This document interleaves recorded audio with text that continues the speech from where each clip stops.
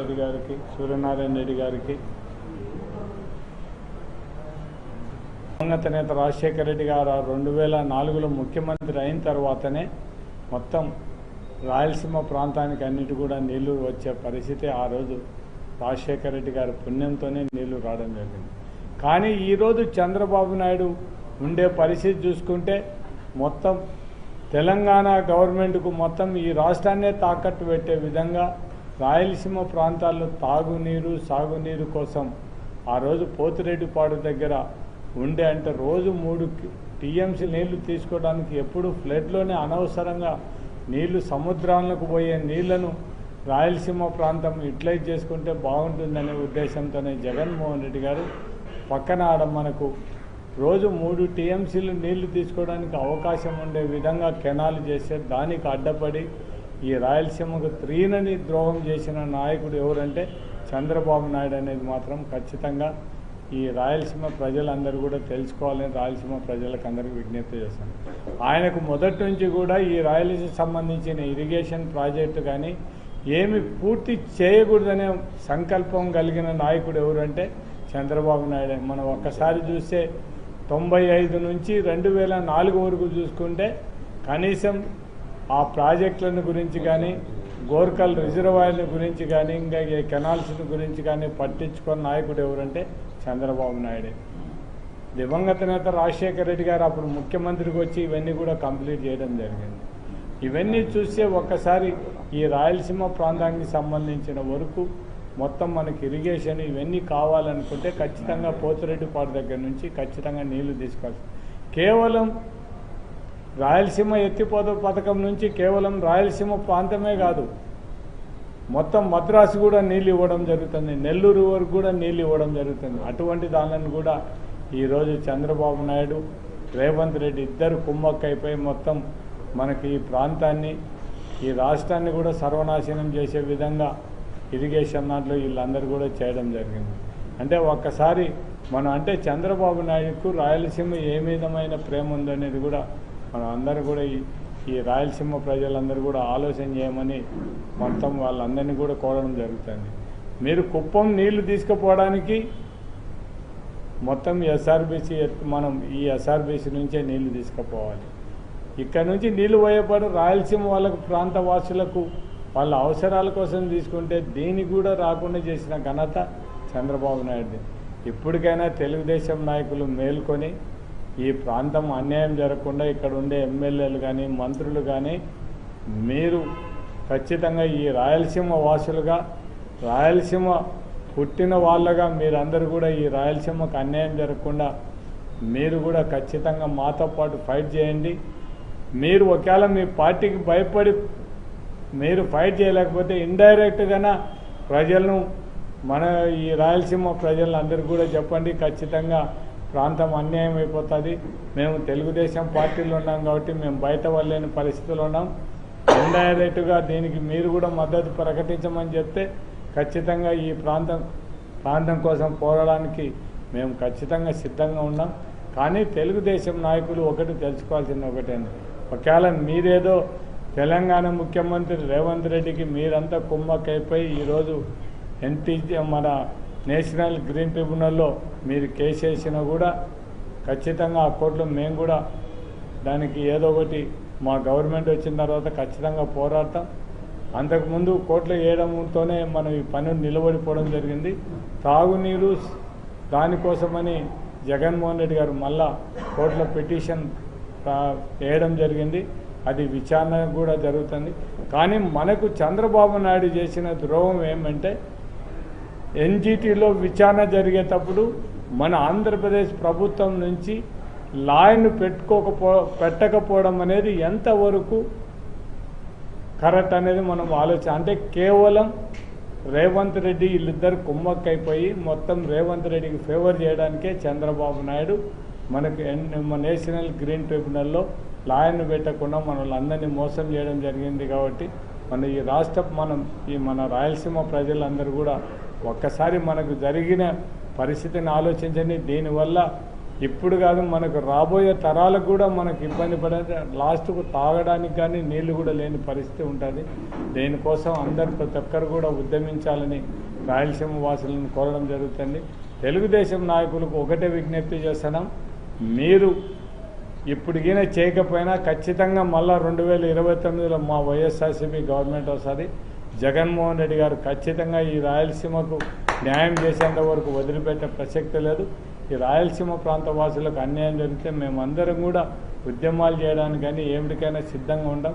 కనీసం ఇప్పటికైనా తెలుగుదేశం నాయకులు ఈ ప్రాంతానికి జరిగే అన్యాయాన్ని దృష్టిలో పెట్టుకొని మీరు కొద్దిసేపు ఈ ప్రాంతాన్ని గురించి మనసులో పెట్టుకొని మీరు ఉండే ఎమ్మెల్యేలు అయితేనే మంత్రులయం ఈ రాయలసీమ ప్రాంతాని కోసం ఖచ్చితంగా ఫైట్ చేయాలని కూడా విజ్ఞప్తి చేస్తున్నాం.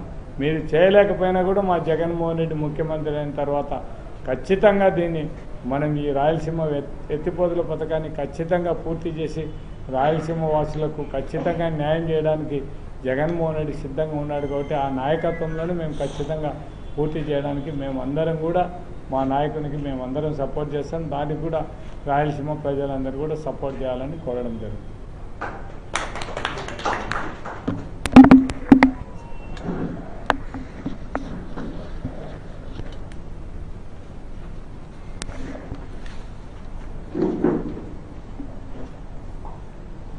అందరికీ నమస్కారం. నిన్న రేవంత్ రెడ్డి గారు అసెంబ్లీలో మాట్లాడిన తీరు చూస్తే చంద్రబాబు నాయుడు గారు రాయలసీమ ప్రాంతాన్ని ఎంత అన్యాయం చేస్తున్న విషయాన్ని క్షుణ్ణంగా అర్థమవుతుంది. రాయలసీమకు ఏ విధంగా ద్రోహం చేస్తూ ఉన్నాడనే విషయాన్ని గతంలో కూడా చూసాం, ఇప్పుడు కూడా చూస్తూ ఉన్నాం.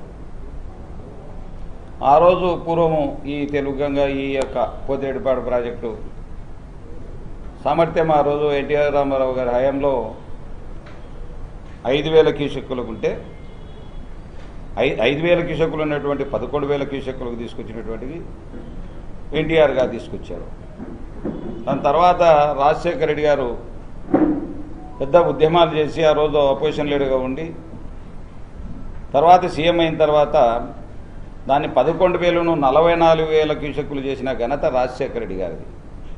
నేను ఎందుకంటే మహానుభావుడు, ఎక్కడున్నా రాష్ట్రంలో అన్ని ప్రాంతాలు సమానమని చెప్పి భావించి ఆ రోజు ముఖ్యమంత్రిగా ఒక్క ఉదుటున అన్ని ప్రాజెక్టులను ఒకేసారి మొదలుపెట్టినటువంటి ఘనత రాజశేఖర రెడ్డి గారిది.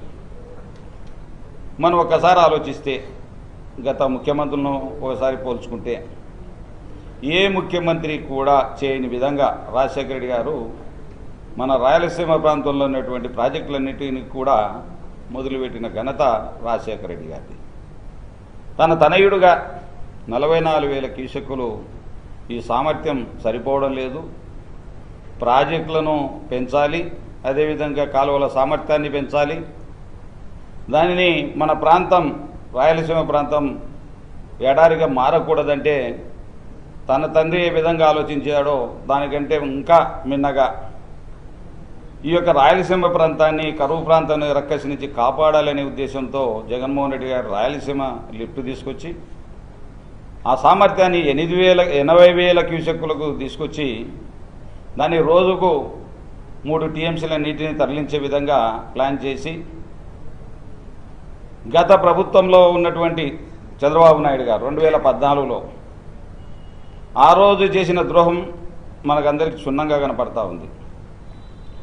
ఆ రోజు చంద్రబాబు నాయుడు గారు ఓటుకు నోటు కేసులో భయపడిపోయి తెలంగాణ సీఎంను ఎదిరిస్తే నాకేమొస్తుందని భయపడిపోయి తన నివాసాన్ని అంతా కూడా విజయవాడకు మార్చుకొని ఎన్ని ప్రాజెక్టులు వాళ్ళు కడతా ఉన్నా కల్వకుర్తి కావచ్చు, నెట్టెంపాడు కావచ్చు, కోయిల్ సాగర్ కావచ్చు, అదేవిధంగా పాలమూరు రంగారెడ్డి దాంట్లోకి ఎస్ఎల్బీసీ కావచ్చు, ఇవన్నీ కూడా ప్రాజెక్టులు మొదలుపెట్టి తెలంగాణ వాళ్ళు కట్టుకుంటా ఉంటే నోరు మెదిపిన పాపాన పోలే మహానుభావుడు. ఎందుకు దీంట్లో ఏమైనా అరెస్ట్ చేస్తారనే ఒక భయంతో ఆయన ఆ రోజు ప్రశ్నించలేని పరిస్థితుల్లో మనం చూసాం. ఆ రోజు నిజంగా ప్రశ్నించింటే ఈరోజు ఇన్ని ప్రాజెక్టులు తయారయ్యేటివే కాదు తెలంగాణలో. ఆ రోజు ద్రోహం చేశావు. అంతకంటే ముందు దానికి మన పట్టుసీమ పేరు చెప్పి పట్టుసీమ 1500 కోట్లు ఖర్చు పెట్టి రాయలసీమను సస్యశ్యామం చేయాలంటే ఆ పట్టుసీమ నీటిని కోస్తాంధ్రకు తరలించి వాళ్ళకు ఉన్నటువంటి వాటాను, శ్రీశైలంలో ఉన్నటువంటి వాటాను మరలించి రాయలసీమ ప్రాంతాన్ని సస్యశ్యామలం చేస్తానని చెప్పిన పెద్ద మనిషి ఆ రోజు మేము కూడా దీపగుంట్లోకి వచ్చినప్పుడు అడగడం జరిగింది. దీపగుంట్లలో మీటింగ్ పెట్టినప్పుడు నేను తెలుగుదేశంలో ఉన్నప్పుడు ముఖ్యమంత్రి గారిని, సార్ మీరేమో మాకు అభ్యంతరం లేదు, పట్టుసీమ మీరు చేస్తూ ఉన్నారు, పట్టుసీమ చేసుకోండి, మాకు అభ్యంతరం లేదు, కానీ మాకు ఒక జీవో ఇవ్వండి, 854కు జీవో ఇవ్వండి, మా ప్రాంతం అభివృద్ధి చెందుతుంది, మా రాయలసీమ బాగుపడుతుంది, మాకు అన్యాయం చేసిన వాళ్ళు కాదు, మా వాళ్ళలో రేపు ఎన్నో రకాలుగా ఫీల్ అవుతూ ఉన్నారు, ఎన్నో రకాలుగా ఇబ్బంది పడుతూ ఉన్నారు నీళ్లకు అని చెప్పి ఆ రోజు చెప్పినప్పుడు, అయ్యా మీరు ఇట్లాంటి విషయాలు ఈ సభలో అడగడం సమంజసం కాదని చెప్పి ఆ రోజు మాట్లాడడం జరిగింది. అంటే మనము ఎదిరించి మాట్లాడుతూ ఉన్నాం, ప్రాంతాల వైజ్గా మాట్లాడుతూ ఉన్నాం అనే విషయాన్ని ఆ రోజు మాట్లాడడం జరిగింది. నువ్వు పట్టిసీమ నీటిని కోస్తాంధ్రకు తరలించినప్పుడు వాళ్ళకు ఉన్నటువంటి వాటా రాయలసీమకి ఇస్తానని చెప్పి ఒక జీవోని ఇచ్చావా? దాంట్లో కూడా అన్యాయం జరిగింది రాయలసీమ ప్రాంతానికి. ఈ రైతాంగం అంతా గమనించాలి. ఎన్ని పోరాటాలు చేసినా, ఎన్ని రకాలుగా పోరాటం చేసినా, ఎలాంటి ప్రాజెక్టులపైన రాత్రి వేళ ప్రాజెక్టులపైన నిద్రిస్తే ఏం చేయాలి? దోమలు కుడతాయి, లేకపోతే బస్సులో అనుకుంటా పోయి అంతే. నువ్వు ప్రాజెక్టులపైన నిద్రించినంత మాత్రాన ఏ ప్రాజెక్ట్ అయినా ముందుకెళ్ళిందా? ఒక్క ప్రాజెక్టు కూడా ముందుకెళ్ళిన పాపాన పోలేదు. మనం చూసాం, వాళ్ళేమో ఓటుకు నోటు విషయంలో భయపడేస్తే వాళ్ళేమో కావాల్సిన ప్రాజెక్టులన్నీ పూర్తి చేసుకున్నారు, వాళ్ళు బ్రహ్మాండంగా తెలంగాణను డెవలప్ చేసుకుంటూ ఉన్నారు. ఈరోజేమో నిన్న మాట్లాడిన 2 రోజుల కింద మాట్లాడేది రేవంత్ రెడ్డి గారి మాటలు చూస్తే ఎంత దుర్మార్గం అంటే అంత దుర్మార్గం అనిపిస్తూ ఉంది. చంద్రబాబు నాయుడు మేము రిక్వెస్ట్ చేస్తే ఆపేసినాడు అంటున్నాడు. మేము రిక్వెస్ట్ చేస్తే ఆపేశాడు అనేది రాయలసీమ ప్రాంతం వ్యక్తి వేయండి, రాయలసీమ 3 సార్లు సీఎంగా చేసిన వ్యక్తి వేయండి, ఈరోజు రాయలసీమకు ద్రోహం చేస్తామని మేము ప్రశ్నిస్తూ ఉన్నాం. ఈరోజు ఎంత అన్యాయం జరుగుతూ ఉందంటే రాయలసీమలో ఈరోజు అదే జగన్మోహన్ రెడ్డి గారు ఆ మహానుభావుడు 80,000 క్యూసెక్కులను అదేవిధంగా 800 అడుగుల్లో ఏ రోజైతే తెలంగాణలో మోటార్ ఆన్ అవుతుందో, మీరు 798 అడుగులకే తెలంగాణ ప్రాంతంలో మోటార్లు ఆన్ చేస్తే మాకు సుక్క నీరు రావు, శ్రీశైలంలో నిండదు. ఈయన అదే కాకుండా చంద్రబాబు నాయుడు గతంలో చేసిన మోసం, ఆ రోజు రాజశేఖర రెడ్డి గారు ఒక జీవో తీసుకొచ్చి 854 అడుగుల వరకు నీటిని వదలకూడదని పెడితే చంద్రబాబు నాయుడు వచ్చిన తర్వాత 830కో 34కో ఆ రోజు తగ్గించడం జరిగింది. మీరు ముందే వాడుకోవచ్చు 834కి. మాకు ఏ విధంగా నీళ్ళు ఎక్కుతూ ఉన్నాయి? 854 వస్తేదాకా మేము ఆగితే కానీ మా ప్రాంతానికి నీళ్ళు వచ్చే పరిస్థితి, చుక్క నీళ్ళు వచ్చే పరిస్థితి లేదు. 842కు అంతకుముందు అంతో ఇంతో ఒక టీఎంసీ అర టీఎంసీ గేట్లు ఎత్తుతే వస్తుండే, అది కూడా పూడిక వల్ల అది కూడా రాకుండా మానుకున్నాయి. ఈరోజు నీళ్ళు వచ్చే పరిస్థితే లేదు. దాదాపు 870 పోతే కానీ మాకు అరకొరగా నీళ్ళు వచ్చే పరిస్థితి. కాబట్టి మా రాయలసీమ ప్రాంతం అంతా ఎడారిగా మారే పరిస్థితి తీసుకొస్తా ఉన్నారు. మీరు ఈరోజు ప్రజలంతా గమనించాల్సిన అవసరం ఉంది. జగన్మోహన్ రెడ్డి గారు ఆ యొక్క 800 అడుగుల్లో నీళ్లు డ్రా చేయాలి, కనీసం మనం ఒక వరదలు ఉన్న సమయంలో డ్రా చేయగలిగితే ఒక నెలలో ఒక దాదాపు 90 టీఎంసీల నీటిని నిల్వ చేసుకోవచ్చు అనే ఆలోచనతో, పెద్ద ఆలోచనతో, రైతాంగానికి మేలు చేయాలనే ఆలోచనతో ఆయన తలపెడితే దాంట్లో ఇంట్లో వాడే కంట్లో పుల్ల చెక్కినట్టుగా నువ్వు తెలుగుదేశం మీ నాయకులతో మీ రైతాంగం పేరు చెప్పి ఆ రోజు తెలుగుదేశం తెలంగాణ ప్రాంతంలో ఉన్నటువంటి రైతాంగాన్ని ఎన్జిటికి, నేషనల్ గ్రీన్ ట్రిబ్యునల్కు కంప్లైంట్ ఇప్పించి ఆపింది మీరు కాదా? మీరు కాదా అని క్వశ్చన్ చేస్తూ ఉన్నాం మేము. ఈరోజు ఆ ఎన్జిటీలో పోయిన తర్వాత దాదాపు ఒక 500 కోట్లు లేకపోతే మా అంటే 1000 పంపులు అన్ని కలిపితే 1000 కోట్లు పెడితే రాయలసీమ రతనాల సీమ అయ్యేది. జగన్మోహన్ రెడ్డి గారు కన్నటువంటి కళలు నిజమయ్యేటివి. మా రైతాంగం అంతా ఎంతో సుఖ సంతోషంతో ఉండాల్సిన పరిస్థితులు ఎంతో మా దరిదాపుల్లో కనపడేవి. ఈరోజు లేదు, ఇంకా ఏం చేతులు పడేసి దాన్ని కూర్చున్నారు. ఈరోజేమో వాళ్ళు కొట్లాడుతూ ఉన్నారు. ఆ రోజు బచావాటా వాటి ప్రకారం 511 టీఎంసీలు మనకు వాటా ఉంటే 299 టీఎంసీలు ఉంటే ఈరోజు అన్యాయంగా అసెంబ్లీలో మాట్లాడుతూ ఉన్నారు. మా వాళ్ళకి 511 అంట, మనకు 299 అంట. ఇది ఎక్కడి న్యాయమయ్యా? తెలంగాణ పై ప్రాంతంలో ఉన్నంత మాత్రాన వరద నీటిని కూడా మేము వాడుకోవడానికి మాకు హక్కు లేదా అని ప్రశ్నిస్తూ ఉన్నాం. ఈరోజు అవసరమైతే ఉద్యమించడానికి సిద్ధంగా ఉన్నాం. గోదావరి నీళ్ళను వాడుకునేవారు, ఇటు కృష్ణానీటిని సముద్రంలో కలిసినా పర్వాలేదు కానీ సముద్రంలో కలిసిపోయినా పర్వాలేదు. వాళ్ళ మాటలు చూస్తూ ఉంటే బాధ కలుగుతూ ఉంది. ఎక్కడ ఆ రోజేమో ఒక ఆయన బేసిన్లు లేవు, బేసిన్లు లేవు అని చెప్పి ఒక ఆయన చెప్పా. ఈరోజు చూస్తేనే ఒక ఆయన చెప్తే మాకు 511 టీఎంసీలు మేము కొట్లాడుతూ ఉన్నాం అని చెప్పి ఒకరొకరు ఈరోజు పోటీ పడుతూ ఉన్నారు. మేము పిచ్చే తిక్కులలా కనపడతా ఉన్నామా? మేము కూడా ఏదో ఒక రోజు ఉద్యమించే రోజు దగ్గరలో ఉంది. మీరు చేసే పనులకు మేము మిమ్మల్ని నిలదీసి మేము అనుకుంటా ఉన్నాను, మా కింది ప్రాంతాలను మమ్మల్ని చిన్న చూపు చూస్తే ఊరుకునే ప్రసక్తి లేదని కూడా తెలియజేస్తూ ఉన్నాం. కాబట్టి ఇప్పటికైనా ద్వంద్వ వైఖరి మానుకోండి. చంద్రబాబు నాయుడు గారు, మీరు ద్వంద్వ వైఖరి మానుకోవాలి. ఇలాంటి మోసమైనటువంటి ప్రజలను, రైతాంగాన్ని ముంచే ఆలోచనలు మానుకోవాలి. కాబట్టి మేము గట్టిగా ప్రశ్నిస్తూ ఉన్నాం, గట్టిగా అడుగుతూ ఉన్నాం. మీరు ఇప్పుడైనా సరే 3వ తారీఖున రేవంత్ రెడ్డి గారు అసెంబ్లీలో మాట్లాడితే ఈరోజు కూడా ఒక స్టేట్మెంట్ ఇచ్చిన పాపాన పోలేదు. అంటే మరి రైతాంగం అంటే మేము కళ్ళకు కనపడడం లేదా? మా రైతాంగం ఇబ్బందులు మీకు కనపడడం లేదా? మా రాయలసీమ వాసులకు అన్యాయం జరుగుతూ ఉంటే నువ్వు రాయలసీమ వాసివే ఏం చేస్తూ ఉన్నావు అని ప్రశ్నిస్తూ ఉన్నాం. కాబట్టి మీరు జగన్మోహన్ రెడ్డి గారికి పేరు వస్తుందని చెప్పి రకరకాలుగా ఎన్నో రకాలుగా ఇబ్బందులు పెడుతూ ఈ రకంగా మీరు ఎంతసేపు ఉన్నానుడుగా కుటీల రాజకీయాలతో రాజకీయం చేయాలని చూస్తూ ఉన్నారు. ప్రజలు గమనిస్తూ ఉన్నారు. 1.5 సంవత్సర కాలంలోనే మీ ప్రభుత్వం పైన ఎంత వ్యతిరేకత పెరిగిందో ప్రజలను అడిగి తెలుసుకొని ప్రజల్లోకి వెళ్ళండి. మిమ్మల్ని నిలదీసే రోజులు దగ్గర పడ్డాయి. మిమ్మల్ని గ్రామాలకు రానిచ్చే పరిస్థితి లేదు. మీరు చేసి ఉన్నటువంటి దోపిడీ చూస్తూ ఉంటే ఈరోజు బాధ కలుగుతూ ఉంది. ఎక్కడ చూసినా మా నాయకులు మంత్రులు ఎక్కడ చూసినా ఆయన కూడా దోపిడీ. కాబట్టి మేము రాయలసీమ వాసులుగా తప్పకుండా మా పార్టీ తరఫున నిలదీస్తాం. ఖచ్చితంగా మా హక్కులను సాధించుకుంటాం. ఖచ్చితంగా మేమందరికీ కూడా రైతాంగానికి సపోర్టుగా ఉంటామని తెలియజేస్తూ ఉన్నాం. Thank you.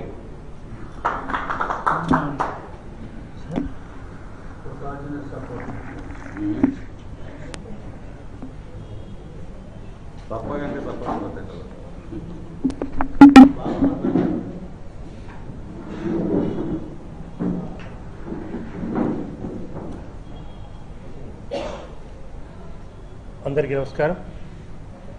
మా నంద్యాల జిల్లా అధ్యక్షులు రాంభూపాల్ గారికి, శ్రీశైలం నియోజకవర్గ నాయకులు అబ్జర్వర్ చక్రపాణ గారికి, పెద్దలు పివి నారాయణ గారికి, భరత్ రెడ్డి గారికి, సుధాకర్లకు, శశికళ రెడ్డి గారికి, మా మిత్రులు మిగతా వాళ్ళకందరికీ నా నమస్సుమాంజలు.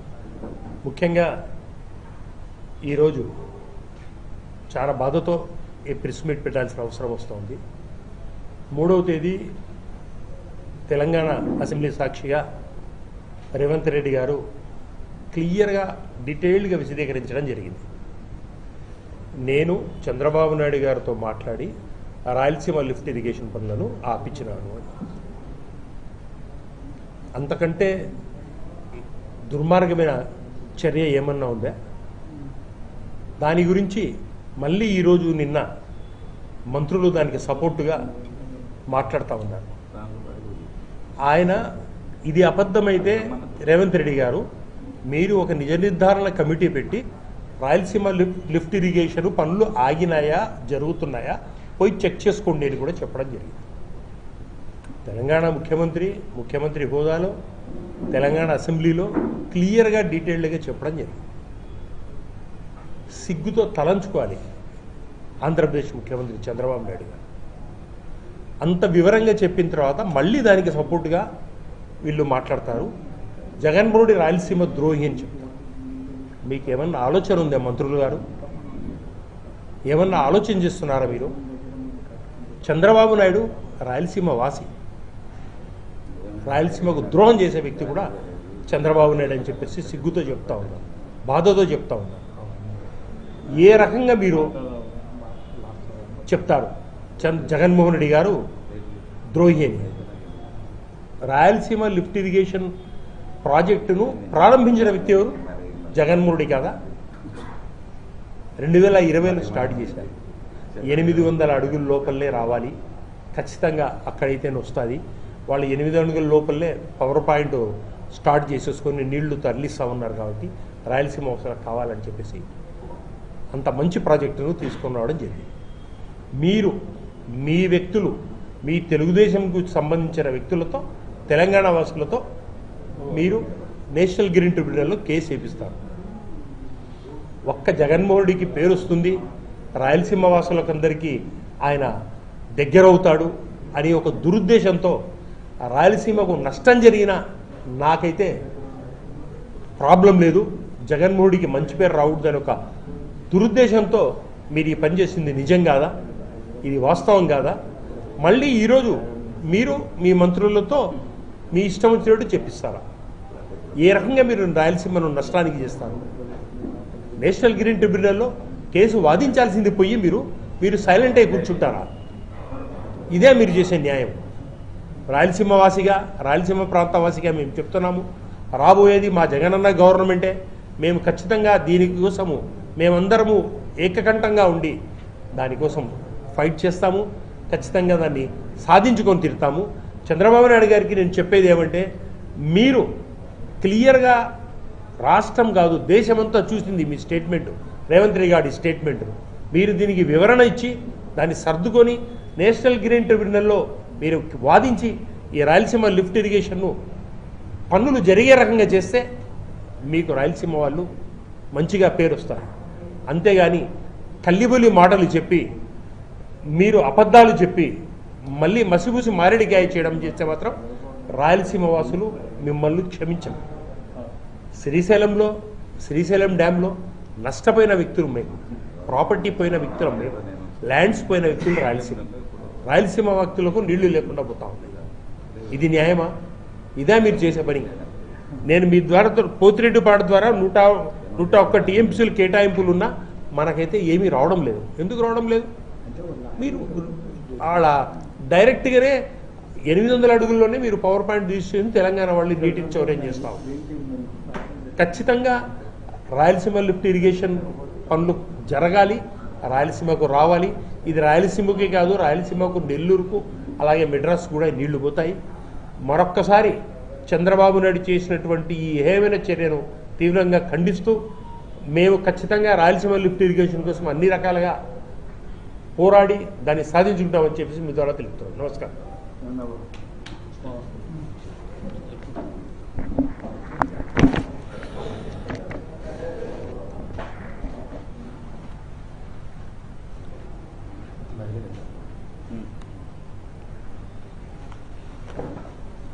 వేదిక మీద ఉన్నటువంటి నంద్యాల జిల్లా అధ్యక్షులు, సీనియర్ శాసనసభ్యులు మాజీ కాటసాని రాంరెడ్డి గారు, మాజీ ఎమ్మెల్సీ మరియు మాజీ ఎమ్మెల్యే చక్రపాణి రెడ్డి గారు, ఎమ్మెల్సీ ఇషాక్ బాషా గారు, ఇంకా మాజీ మార్కెట్ చైర్మన్ పిపి నాయరెడ్డి గారు, సుధాకర్ రెడ్డి గారు,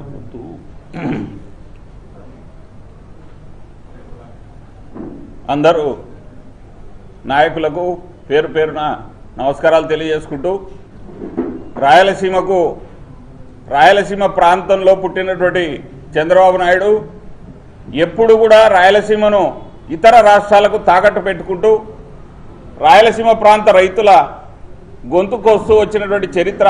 ఎందుకంటే 95లో ముఖ్యమంత్రి అయినప్పటి నుంచి 2004లో ముఖ్యమంత్రి దిగిపోయే వరకు ఆ రోజు రాయలసీమకు మొట్టమొదటి ప్రాజెక్టు బ్రిటిష్ వాళ్ళు కట్టినటువంటి project KC canal project. KC కెనాల్ను ప్రాజెక్టు నుంచి మన వాటాను నదిలో వదులుతారు. అది సుంకేసుల నుంచి మనం డైవర్ట్ చేసుకుంటాం. ఆ నదిలో కూడా కర్ణాటక వాళ్ళు ఒక 10 చోట్ల చిన్న చిన్న డ్యాములాగా కట్టి దానికి షట్టర్లు బిగించుకొని అవసరమైనప్పుడు వాళ్ళు ఇటుపక్క ఒక 200 మోటార్లు, అటుపక్క ఒక 200 మోటార్లు ఏర్పాటు చేసుకొని మనకు వచ్చే నీటిని వాళ్ళు వాడుకుంటుంటే ఆ రోజు ముఖ్యమంత్రిగా ఉన్నప్పుడు కూడా ఒక్క మాట కూడా చంద్రబాబు నాయుడు మాట్లాడలేదు. తర్వాత ఆల్మట్టి విషయంలో హైట్ పెంచుతుంటే ఆ రోజు కూడా కర్ణాటకకు మన హక్కులను తాకట్టు పెట్టాడు. తర్వాత తీసుకుంటే పోతిరెడ్డిపాడు జలగ వెంగళరావు గారు మొట్టమొదట శంకుస్థాపన చేస్తే అప్పటి నుంచి పనులు కొనసాగి రామారావు గారి టైంలో పనులు జరిగి 11,000 మనం డ్రా చేసేటట్టు అది 854 లెవెల్ పైన ఉంటేనే మనం తీసుకోవడానికి అవకాశం ఉంది. దాన్ని ఏ కోశాన కూడా పట్టించుకునే దాఖలాలు లేవు. అనంతపురంలో హంద్రినీవాకు 2 సార్లు శంకుస్థాపన చేసినాడు. ఈరోజు కూడా ఉరవకొండలో శిలాఫలకాలు సమాధుల మాదిరి ఉన్నాయి. కానీ ఒక్క రూపాయి కూడా హంద్రినీవాకు కేటాయించిన దాఖలాలు లేవు. రాజశేఖర రెడ్డి గారు ఒక దేవునిలాగా ఎందుకు ఈరోజు రైతాంగం కొలుస్తూ ఉందంటే అప్పటి వరకు నాశనం అయిపోయినాం రాయలసీమ రైతులం. ఆయన వచ్చి పోతిరెడ్డిపాడును 44,000కు పెంచడం కానీ హంద్రినీవా అంటే ప్రపంచ చరిత్రలోనే అత్యంత గొప్ప లిఫ్ట్ ఇరిగేషన్ అంటే ఎన్నో చోట్లకు లిఫ్ట్లు చేసుకుంటూ తీసుకెళ్లిన మొట్టమొదటి ప్రాజెక్టు కూడా హంద్రినీవా. ఇది సాధ్యం కాదు అన్నారు. కానీ రాజశేఖర రెడ్డి గారు సాధ్యం చేసి చూపించి ఈరోజు కుప్పంకు నీళ్లు వెళ్తున్నాయంటే ఆ రోజు పడినటువంటి పునాదులే. తర్వాత తీసుకుంటే ఈరోజు ఓటుకు నువ్వు అమ్మడపోయి మనకు రావాల్సినటువంటి జగన్మోహన్ రెడ్డి గారు వచ్చిన తర్వాత ఏర్పాటు చేసిన రాయలసీమ లిఫ్ట్ ఇరిగేషన్ను నీ శిష్యునికి నువ్వు తాకట్టు పెట్టి ఒక ముఖ్యమంత్రి అసెంబ్లీలోనే నేను రాయలసీమ లిఫ్ట్ ఇరిగేషన్ ఆపు చేయించిన దానికి సహకరించిన వ్యక్తి నా గురువు చంద్రబాబు నాయుడు అని చెప్పాడంటే రాయలసీమ రైతులను నువ్వు ఖచ్చితంగా తెలంగాణకు తాకట్టు పెట్టినది అందరికీ తేటతెల్లమైపోయింది. కనీసం ఇప్పుడైనా నువ్వు నీ యొక్క నిజస్వరూపం ప్రజలకు కనిపెట్టినాకైనా కానీ తెలుసుకొని మేమైతే వైఎస్ఆర్సీపీ ఎప్పుడు కూడా రైతుల పక్షాన నాయకులందరూ రైతుల పక్షాన పోరాటం ఖాయం. నీ యొక్క నిజస్వరూపాన్ని ప్రజలు గమనిస్తూనే ఉన్నారు. నీకు బుద్ధి చెప్పే రోజు ఎందుకంటే 2004లో పోతిరెడ్డిపాడు పెంచిన తర్వాత వీళ్ళిద్దరి నాయకుల వల్లనే గోరుకలు సాధ్యమైంది. శిల్పా కుటుంబం కానీ ఎమ్మెల్యేగా ఉన్నటువంటి కాటసాని రావుపాలరెడ్డి గారిని అలాంటి కష్టం చేసి తెచ్చుకున్నటువంటి వీళ్ళందరూ కష్టపడి మన రాయలసీమకు నీళ్లు తెచ్చి ఈరోజు రిజర్వాయర్లు పెట్టుకుంటే జగన్మోహన్ రెడ్డి గారు వచ్చిన తర్వాత కూడా రాజోలి జొల్దరాసి రిజర్వాయర్లు ఏర్పాటు చేయడం కోసం కార్యాచరణ రూపొందించి ల్యాండ్ అక్విజిషన్ కూడా జరిగింది. దానికి కూడా నువ్వు ఈరోజు ఏం పట్టించుకునే దాఖలాలు లేవు. నువ్వు వచ్చి 3 నెలలకే హంద్రినీవా నుంచి కుప్పంకు నీళ్ళు తీసుకుపోయినా అంటాడు. ఏమాత్రమైనా సిగ్గు శరం ఉన్నటువంటి మాటలేనవి నవ్వుకుంటున్నారు ఈరోజు. కాబట్టి నువ్వు ఇప్పటికైనా కళ్ళు తెరిస్తే లేదా రైతాంగమే నీకు కళ్ళు తెరిపించే రోజు దగ్గర తెలియజేస్తాను.